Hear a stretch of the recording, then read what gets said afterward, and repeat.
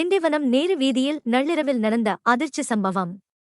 60 metre தூரத்திற்கு பள்ளம் தோண்டி காப்பர் கேபிள் திருட்டு.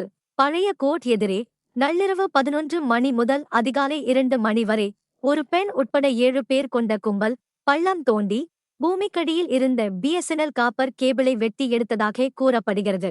ஜியோ கேபிளில் பழுது ஏற்பட்டுள்ளதாக கடைகளில் கூறி இந்த வேலையில் ஈடுபட்டதாக புகார். ஆனால் எதிர்பாராத விதமாக ஜியோ கேபிளும் வெட்டப்பட்டது. இதனால் ஜியோ தொழில்நுட்ப பணியாளர்கள் வந்ததும் கும்பல் அங்கிருந்து தப்பியோடியது. தப்பியோடிய கும்பல் சுமார் 250 கிலோ காப்பர் கம்பிகளை அங்கேயே விட்டுச் சென்றது. மக்கள் நடமாட்டம் நிறைந்த பகுதியில் நடந்த இந்த சம்பவம் அதிர்ச்சியை ஏற்படுத்தியுள்ளது. பிஎஸ்என்எல் அளித்த புகாரின் பேரில் போலீசார் சிசிடிவி காட்சிகளை ஆய்வு செய்து தப்பியோடிய கும்பலை தீவிரமாக தேடி வருகின்றனர்.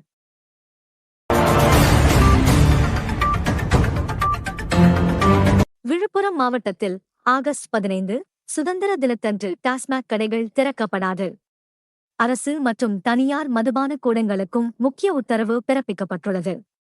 விழுப்புரம் மாவட்டத்தில் வரும் ஆகஸ்ட் 15ஆம் தேதி சுதந்திர தின விழா நடைபெற உள்ளது. இதையொட்டி மாவட்டத்தில் உள்ள அனைத்து அரசு டாஸ்மாக் மதுபான கடைகள், அரசு மதுபான கூடங்கள் மற்றும் தனியார் மதுபான கூடங்கள் மூடப்பட வேண்டும் என கலெக்டர் ஷேக் அப்துல் ரஹ்மான் உத்தரவிட்டுள்ளார். தமிழ்நாடு மதுபான விதிகள் மற்றும் அரசாணைகளின்படி சுதந்திர தினம் மதுபான விற்பனைக்கு விடுமுறை நாளாக கடைபிடிக்கப்படுகிறது. எனவே ஆகஸ்ட் 15ஆம் தேதி அனைத்து மதுபான கடைகளும் இயங்காது. இந்த உத்தரவு விழுப்புரம் மாவட்டம் முழுவதும் அமலில் இருக்கும்.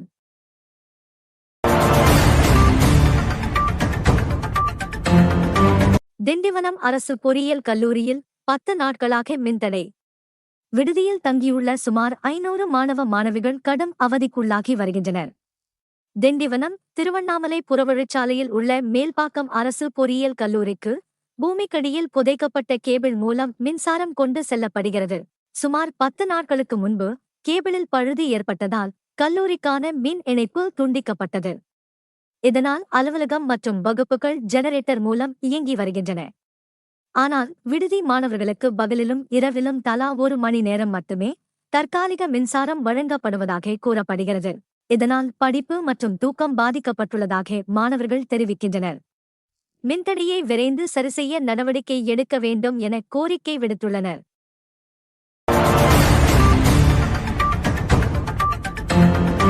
அறுபத்து அடி உயரம் கொண்ட தேரை சுமார் 300 பக்தர்கள் தோளில் சுமந்து சென்ற காட்சி கண்டாச்சிபுரம் பகுதியில் பக்தர்களை பரவசப்படுத்தியது.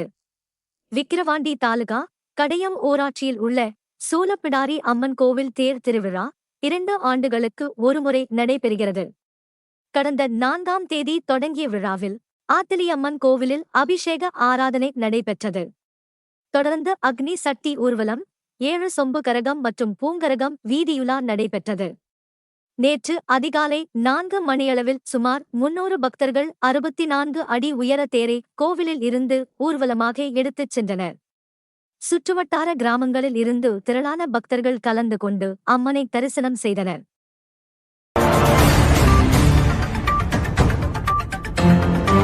விழுப்புரம் மாவட்டத்தில் கடந்த ஜூலை மாதத்தில் மட்டும் போக்குவரத்து விதிகளை மீறிய 9038 பேருக்கு அபராதம்.